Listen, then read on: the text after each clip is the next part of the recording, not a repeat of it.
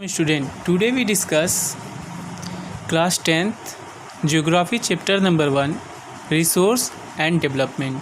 पिछले चैप्टर में जहां हमने रिसोर्स की डिफिनीसन और क्लासिफिकेशन देख लिया था, आज हम देखेंगे हम रिसोर्स का डेवलपमेंट कैसे कर सकते हैं। तो पिछले चैप्टर में हमने पढ़ा what is resource. Everything available in our environment which can be used to satisfy our need, provided it's technological accessible, economical feasible and cultural acceptable, can be termed as resource। ये तो हमने पढ़ लिया और साथ में हमने पढ़ लिया था रिसोर्स को बांटा गया है 4 टाइप में। On the basic of origin, biotic, abiotic, on the basis of exhaustibility, renewable and non-renewable, on the basis of ownership, individual, community, national, international, on the basis of status of development, potential, developed, stock, reserve। तो ये तो हमने पढ़ लिया था, इनकी definition देख ली थी। इसमें हम पढ़ेंगे कि रिसोर्स का हम डेवलपमेंट कैसे करेंगे। Resources are vital for human survival as well as for maintaining the quality of life. It was believed that resources are free gift of nature। Resource जो है ह्यूमन के सर्वाइवल के लिए और जो क्वालिटी मतलब उसकी क्वालिटी ऑफ लाइफ के लिए, उसकी लाइफ को अच्छे से चलाने के लिए रिसोर्स की बहुत बड़ी आवश्यकता है। और ये समझा जाता था कि रिसोर्स जो है क्या है, फ्री गिफ्ट है। और क्या ये फ्री गिफ्ट है? नहीं। तो रिसोर्स को फ्री गिफ्ट मान के as a human being use them indiscriminately and this has led to follow major problem.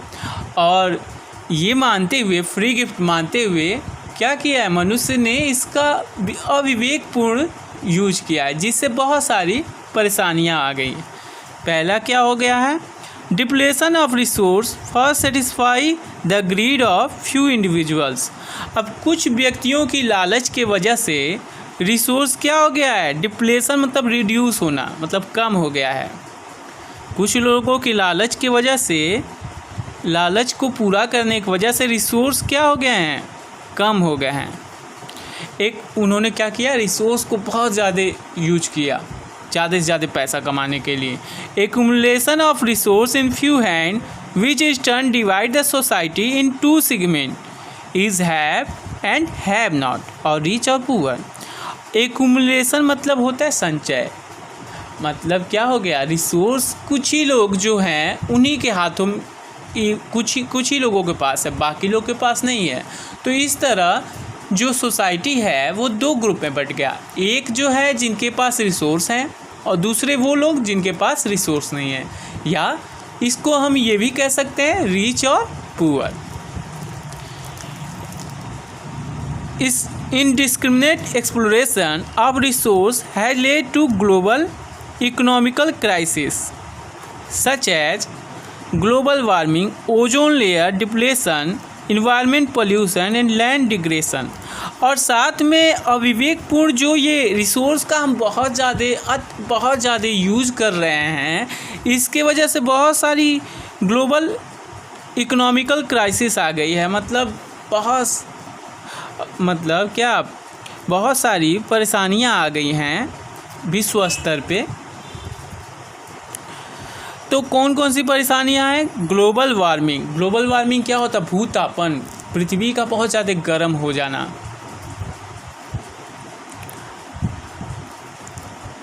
अब ओजोन लेयर जो है डिप्लेशन, ओजोन लेयर जो है वो क्या है, ओजोन जो लेयर है वो सूर्य से निकलने वाली जो अल्ट्रावायलेट किरण है उसको सोख लेती है।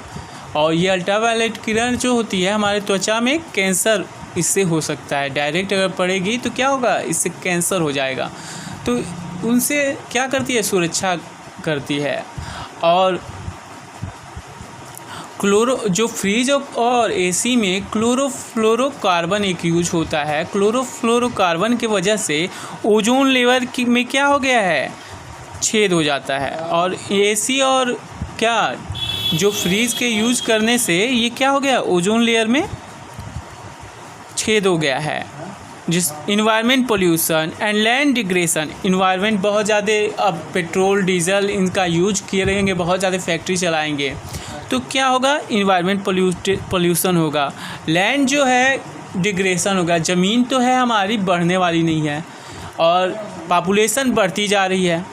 तो लोगों की ज़रूरत पूरा करने के लिए हम क्या कर रहे हैं, ज़्यादा प्रोडक्शन लेने के लिए अधिक से अधिक खाद यूज कर रहे हैं, यूरिया डाई ये सब यूज कर रहे हैं, जिससे क्या हो गया है, मिट्टी जो है वो ख़राब हो गई है। साथ में जो लोग बढ़ रहे हैं तो क्या हो गई, जंगल काटते जा रहे हैं, जिससे इन्वायरमेंट हमारा प्रभावित हो रहा है। तो अब इसके लिए क्या किया गया, तो इतनी सारी परेशानियां हैं।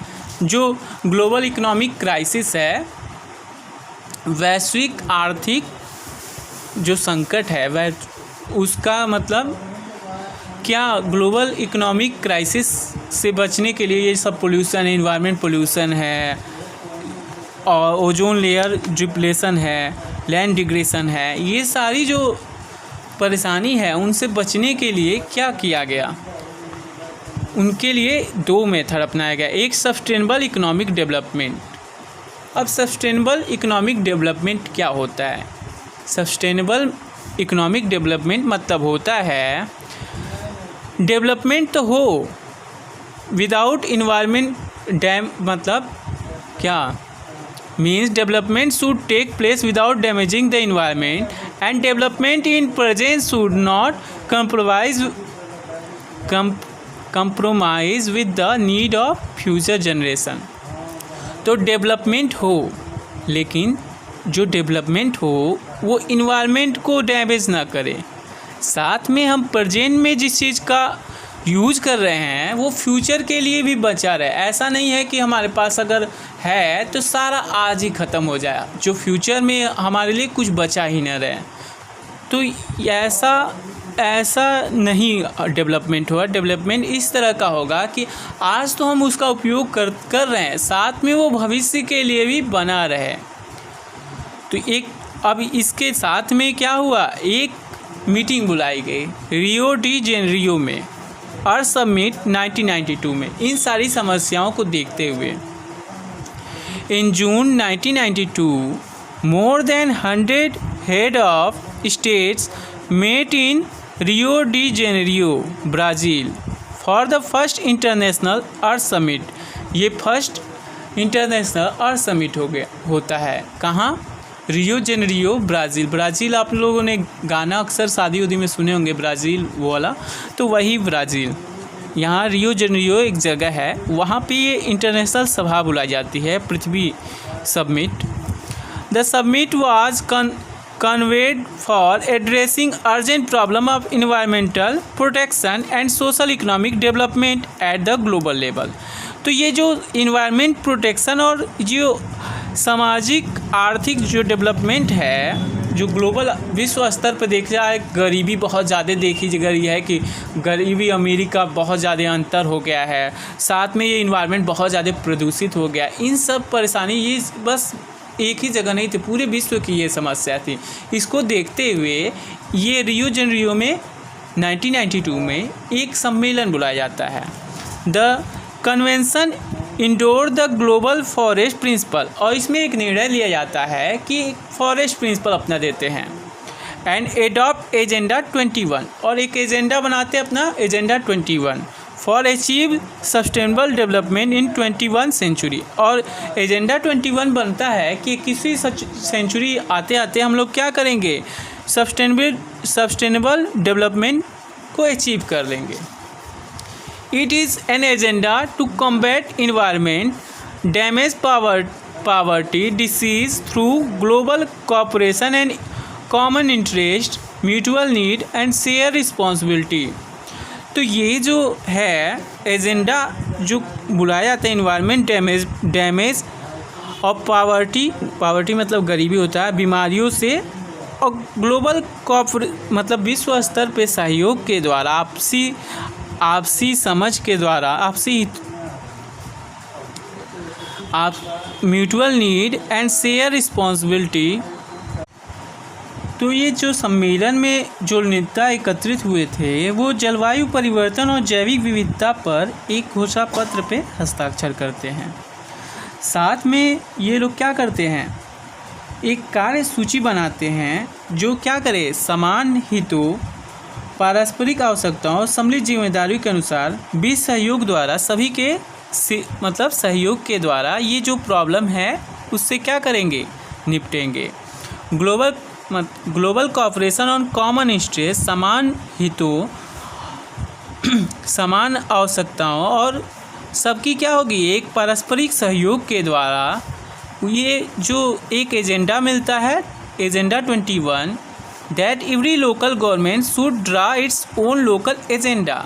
साथ में इस के लिए एक एजेंडा दिया जाता है कि सब लोग एजेंडा 21 फॉलो करेंगे और सभी लोकल स्तर पे एजेंडा 21 एक रूल बनता है जो एजेंडा 21 कहलाता है, तो बनाते हैं। और ये किसके द्वारा होता है, United national conference on environment and development. ये जो मीटिंग बुलाई जाती है जिस पे सभी लोग हस्ताक्षर करते हैं, 100 से अधिक देशों के राष्ट्राध्यक्ष लोग आए होते हैं, जैसे प्रधानमंत्री हुए, राष्ट्रपति हुए, ये लोग इस मीटिंग में पहुंचे होते हैं। ये इस मीटिंग में सिग्नेचर करते हैं और ये मिलते हैं कि जो भी ये इन्वायरमेंट परेशानी है, मतलब गरीबी है, बीमारी है, इससे आपसी समान हितों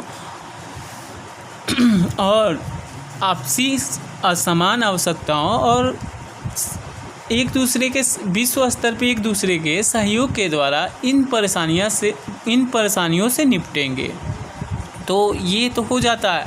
और ये meeting United national conference on environment and development UNCED द्वारा बुलाया गया होता है। रिसोर्स प्लानिंग, एक तो हम बना लिए कि रिसोर्स को कैसे बचाया जा सकता है। एक होता है सस्टेनेबल डेवलपमेंट के द्वारा और दूसरा रिसोर्स प्लानिंग। प्लानिंग क्या होता है, किसी काम को करने के लिए पहले से एक रूल बना लेना, वही क्या होता है प्लानिंग। और प्लानिंग के द्वारा क्या होता है, कोई काम समय से हो जाता है। जैसे एक टाइम टेबल बना लेते हैं हम पढ़ने का, तो जब हर चीज़ का एक टाइम होगा, टाइम के हिसाब से तो ऐसे सारे काम क्या होते हैं, मैनेज से हो जाते हैं और समय से हो जाते हैं। Resource planning is called the strategy for pre arrangement and caution utilizing of resource. मतलब एक स्ट्रेटजी बना लेना, pre arrangement of caution utilizing of resource. It is important for the very existence of all living beings. पहले से हमको resource को कैसे utilise करना है, कैसे उसका उपयोग करना है, उसका सारा पहले से बना लेना, कैसे निकालना है हमको रिसोर्स को, कैसे उसको यूज करना है। तो ये क्या है, सभी लिविंग बींग्स के लिए रिसोर्स प्लानिंग क्या है, आवश्यक है। Why do we need planning?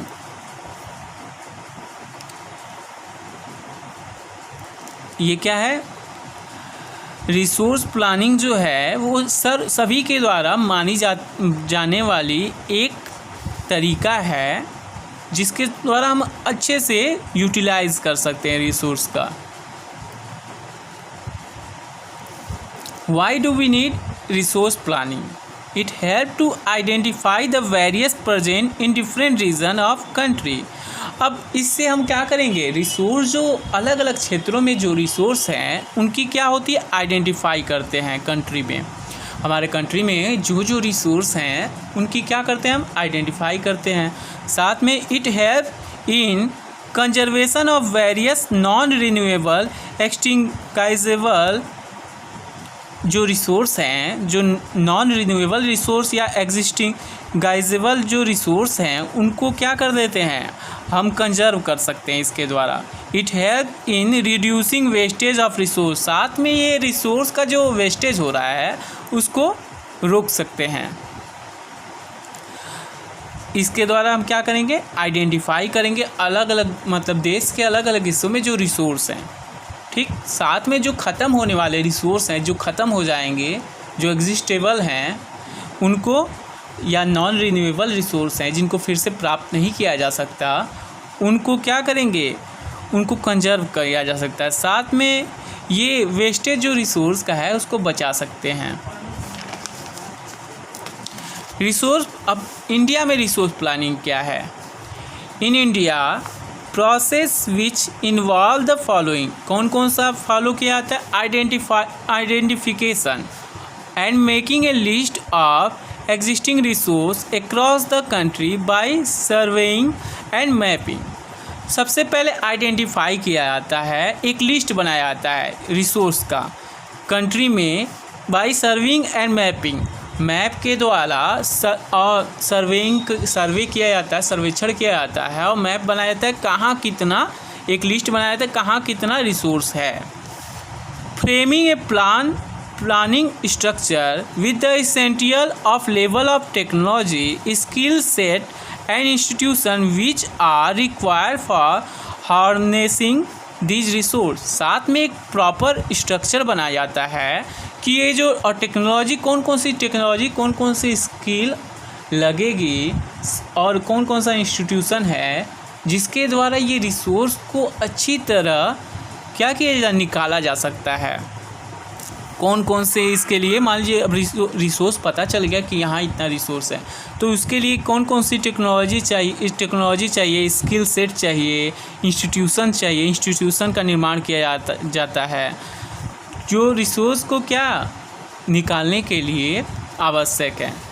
Mapping resource development plan with the national development plan, साथ में इस तरह का रिसोर्स डेवलपमेंट किया जाता है जिससे पूरे देश का डेवलपमेंट हो। Conservation of resource in ethical use of protection of valuable resources. अब क्या है,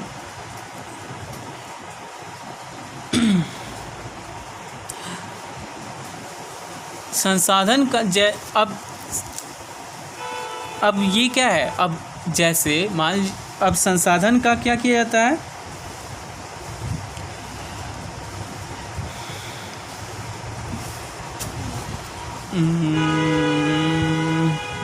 कंजर्वेशन मतलब क्या होता है? कंजर्वेशन मतलब संरक्षण होता है, बहुत आवश्यक है, मतलब जिससे हम क्या करें, जो वैल्यूएबल रिसोर्स हैं उनको बचा सके। और रिसोर्स जो है कि कहीं भी कोई भी देश तभी डेवलपमेंट कहा जाएगा, संसाधन किसी भी जो रिसोर्स होते हैं किसी भी देश के डेवलपमेंट के लिए रिसोर्स की बहुत बड़ी भूमिका है। अब वो रिसोर्स ही थे जो क्या थे, जो ईस्ट इंडिया कंपनी चाहे जो भी यूरोपीय कंट्री थे वहाँ इंडस्ट्रियलाइजेशन हो गया तो उन्होंने क्या किया, अन्य देश जो थे उनके रिसोर्स का बहुत ज़्यादा शोषण किया, उनका जितना ज़्यादा यूज कर सकते थे उनके रिसोर्स का, और वो जो रिसोर्स यूज करते थे वो अपने डेवलपमेंट के लिए करते थे, ना कि यहाँ के लोगों के डेवलपमेंट के लिए। तो वो तो अब, लेकिन यहाँ जो होता है, जो ये रिसोर्स माली हमारी गवर्नमेंट करेगी तो जो भी होगा, जो भी रिसोर्स आएगा उससे पूरे कंट्री, जो भी काम होगा पूरे कंट्री के लिए होगा। अब संसाधन जब इतने उपयोगी हैं कि कोई भी डेवलपमेंट तभी हो सकता है जब वो पर्याप्त रूप से क्या हो, रिसोर्स उसके पास हो।